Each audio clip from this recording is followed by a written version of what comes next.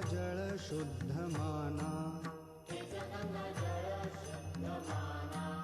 अमृता आगळी मुखीची वचने तीच मन मने गीता जेवी गणू म्हणे बाबा वसंत सोज्वळ गणू म्हणे बाबा वसंत सोज्वळ भक्त नको किळ व्हारे तुम्ही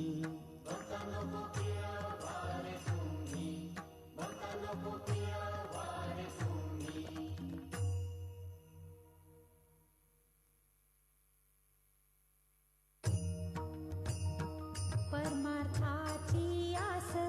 जास